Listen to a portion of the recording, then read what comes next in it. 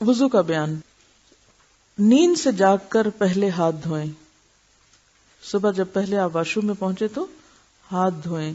حضرت ابو ہریرہ رضی اللہ عنہ سے روایت ہے کہ رسول اللہ صلی اللہ علیہ وسلم نے فرمایا وَإِذَا اسْتَيْقَظَ أَحَدُكُم مِّن نَّوْمِهِ فَلْيَغْسِلْ يَدَهُ قَبْلَ أَن يُدْخِلَهَا فِي وُضُوئِهِ فَإِنَّ أَحَدَكُمْ لَا يَدْرِي أَيْنَ بَاتَتْ يَدُهُ. جب تم نیند سے جاگو تو اپنا ہاتھ پانی کے برتن میں نہ ڈالو جب تک کہ اس کو 3 بار نہ دھو لو، کیونکہ تم نہیں جانتے کہ اس ہاتھ نے رات کہاں گزاری ہے. مطلب یہ ہے کہ نیند سے جاگ کر ہاتھ پہنچو تک 3 بار دھو کر پھر انہیں پانی کے برتن میں ڈالنا چاہیے. ہو سکتا ہے رات کو ہاتھ بدن کے کسی حصے کو لگ کر پلید ہو گئے ہوں. اب تو خیر ٹیپ کا طریقہ ہے، لیکن اس سے پہلے لوگوں کے پاس مگ بھی نہیں ہوتے تھے اور لوٹوں کا بھی اس طرح رواج نہیں تھا، تو عموماً کیا ہوتا تھا، برتن کے اندر سے، جیسے اب بھی دیہات میں بعض اوقات برتن کے اندر سے ہاتھ ڈال کے لب سے پانی ڈال کے وضو کیا جاتا ہے. نیند سے جاگ کر 3 بار ناک جھاڑیں. اب یہ بھی سنت ہے. بعض لوگ کو دیکھا گیا وہ صرف پانی ڈال لیتے ہیں تو جھاڑتے نہیں ناک کو. سیدنا ابو ہریرہ رضی اللہ عنہ روایت کرتے ہیں کہ رسول اللہ صلی اللہ علیہ وسلم نے فرمایا جب تم نیند سے بیدار ہو پھر وضو کا ارادہ کرو تو پانی چڑھا کر 3 بار ناک جھاڑو، کیونکہ شیطان ناک کے بانسے میں رات گزارتا ہے. سونے والے کے ناک کے بانسے میں شیطان کی رات گزارنے کی اصلیت اور حقیقت اللہ ہی بہتر جانتا ہے. ہمارا فرض ایمان لانا ہے کہ واقعی شیطان رات گزارتا ہے. اور اگر دیکھا جائے تو ساری غلاظتیں جو ہیں ہوا کی یا پولوشن کی، وہ سانس لیتے وقت ناک میں ہی جمع ہوتی. تو اگر آپ ناک جھاڑیں گے تو وہ سب کچھ صاف ہو جائے گا. اور اس کا بھی طریقہ کیا ہے کہ اگر آپ ایک جیسے دایاں پہلے جھاڑ رہے ہیں تو بائیں کے اوپر آپ انگوٹھا اگر رکھ لیں تو پورے کا پورا جو ہے وہ پہلے ایک طرف سے اور پھر دوسری طرف سے اور پھر دونوں طرف سے برابر. تو اس سے آپ دیکھیں گے کہ کان اور ناک اور یہ پورے سائنسز ہر چیز کھل جائے گی آپ کی، یعنی پیچھے تک آپ کا دماغ جو ہے وہ ایکٹیو ہو جائے گا. کیونکہ جب ہم دونوں طرف سے اکٹھا ہی جھاڑ لیتے ہیں نا تو اس سے کیا ہوتا ہے کہ وہ پوری شدت کے ساتھ نہیں صفائی ہوتی. مسنون وضو کی مکمل ترتیب.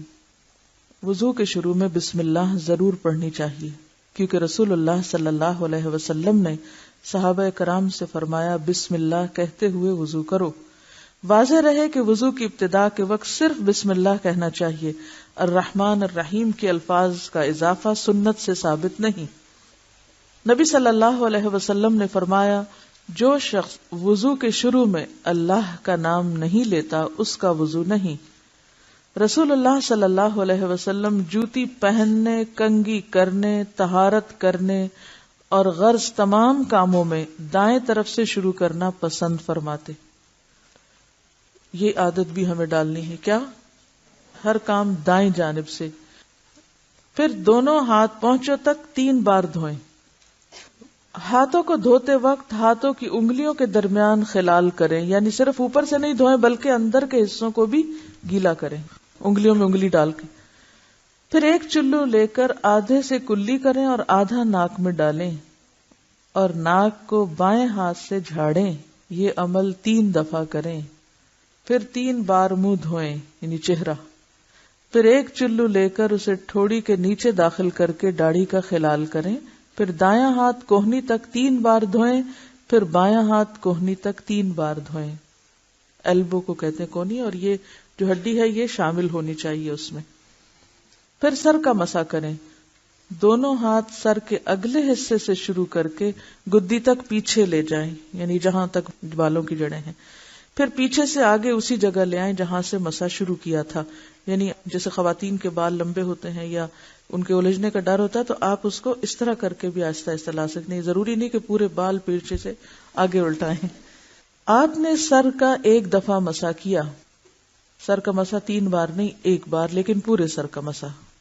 پھر کانوں کا مسح اس طرح کریں کہ شہادت کی انگلیاں دونوں کانوں کے سوراخوں سے گزر کر کانوں کی پشت پر انگوٹھوں کے ساتھ مسح کریں. کانوں کا مسح اس طرح کریں کہ شہادت کی انگلیاں دونوں کانوں کے سوراخوں سے گزار کر کانوں کی پشت پر انگوٹھوں کے ساتھ مسح کریں. انگوٹھے پیچھے اور شہادت کی انگلی سوراخوں کے اندر. پھر دایاں پاؤں ٹخنوں تک 3 بار دھوئیں اور بایاں پاؤں بھی ٹخنوں تک 3 بار دھوئیں. یعنی اگر آپ ٹیپ کے آگے بھی دھو رہے ہیں تو اس کو 3 دفعہ پاؤں کو ہلا لیں، اور اگر آپ پانی ہاتھ سے ڈال کے کر رہے ہیں تو 3 چلو ڈال لیں. جب وضو کریں تو ہاتھ اور پاؤں کی انگلیوں کا خلال کریں، یعنی پاؤں کی انگلیوں کے اندر بھی انگلی ڈالیں، چھوٹی انگلی. مستورد بن شداد رضی اللہ عنہ روایت کرتے ہیں کہ میں نے رسول اللہ صلی اللہ علیہ وسلم کو وضو کرتے ہوئے دیکھا کہ آپ اپنے پاؤں کی انگلیوں کا خلال ہاتھ کی چھنگلی یعنی چھوٹی انگلی سے کر رہے تھے. حضرت عبداللہ بن عمر نے فرمایا کہ اگر زخم پر پٹی بندھی ہوئی ہو تو وضو کرتے وقت پٹی پر مسح کر لے اور ارد گرد کو دھو لے. یعنی مثلا بازو پر اگر پٹی بندھی ہوئی ہے تو جتنا حصہ پٹی کا ہے اس کو تو مسح کر لیں اور باقی حصے کو دھو لیں. اگر ٹیپ کے نیچے لے جانا ممکن نہ ہو تو ہاتھ سے پانی ڈال کے اس کو دھو لیا جائے. پٹی نہ بھی بندھی ہو تو بھی مسح کر لیں. ٹھیک ہے نا. اس میں آپ دیکھیے جو فرق آپ کو لگا ہوگا کہ ایک ہی چلو سے آدھے میں کلی اور آدھا ناک میں پانی ڈالنا، اتنا پانی کو بچایا گیا ہے. کلی اور ناک میں پانی ڈالنے کے لیے الگ الگ پانی لینے کا ذکر جس حدیث میں ہے اسے امام ابو داؤد، امام نووی اور حافظ ابن حجر نے ضعیف کہا ہے. امام نووی اور امام ابن قیم رحمۃ اللہ علیہ فرماتے ہیں کہ رسول اللہ صلی اللہ علیہ وسلم کے وضو کا طریقہ چلو سے آدھا پانی منہ میں اور آدھا ناک میں ڈالنا ہے، یعنی یہ افضل طریقہ ہے. اور دوسری روایت جو ہے وہ ضعیف ہے. ٹھیک ہے، یعنی ایک چلو سے آدھا کلی اور آدھا ناک میں ڈالنا جو ہے یہ حدیث زیادہ صحیح ہے، اور جو دوسری حدیث ہے جس میں الگ الگ کرنا ہے وہ ضعیف روایت ہے. ایک بات جس کا مجھے سخت خوف اور خطرہ محسوس ہو رہا ہے وہ یہ کہ آپ آج سے گھر میں مفتی بن جائیں گے اور جا کے سب کے وضو غلط قرار دیں گے. کیا ایسا ہی کریں گے؟ لیکن مجھے ڈر کیوں لگ رہا ہے آپ ایسے کریں گے؟ ہاں دیکھیے، آپ فقہ اسلامی پڑھ رہے ہیں، یہ جان رہے ہیں کہ فقہ کی اصل بنیاد قرآن اور سنت میں صحیح حدیث ہے اور پریفرنس ہماری صحیح احادیث پر ہے، اور پھر سارے ذخیرے کو کھنگال کر جو چیزیں صحیح کے درجے پہ پوری اتر رہی ہیں ان کو اختیار کرنا ہے. اب یہ آپ تو ایک پروسیس سے گزر کر آپ ایک چیز کو لے رہے ہیں، ڈھونڈ کے سب جان کے پھر آپ کہہ رہے ہیں ہاں ٹھیک ہے میں یہ لے سکتی ہوں. لیکن جنہوں نے یہ سب جانا نہیں پڑھا نہیں ان پر آپ مسلط تو نہیں کر سکتے نا کچھ. ہاں بتا سکتے ہیں، اور بتانے کے لیے آپ کتاب پھر سامنے رکھیے، زبانی باتیں نہیں کیجیے اور لوگوں کے وضو غلط قرار نہیں دیجیے. اس سے بھی بچیے کہ آپ غلط وضو کر رہی ہیں.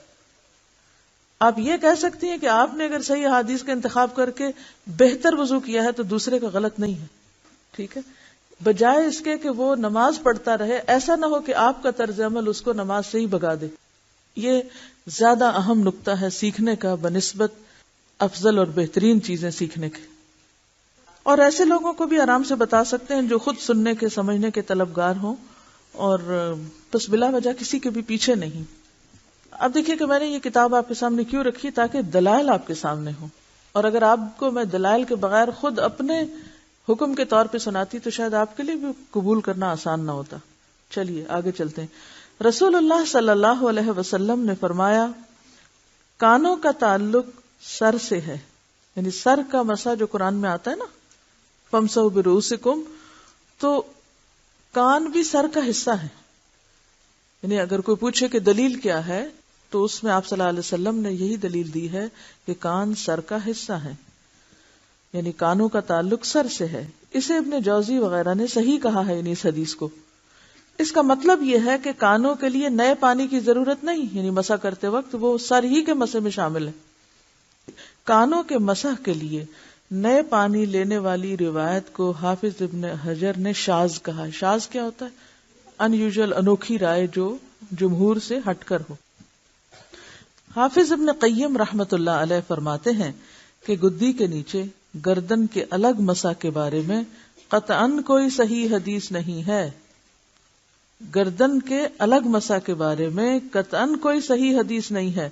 گردن کے مسح کی روایت کے متعلق امام نووی فرماتے ہیں یہ حدیث بالاتفاق ضعیف ہے، بالاتفاق. ٹھیک ہے.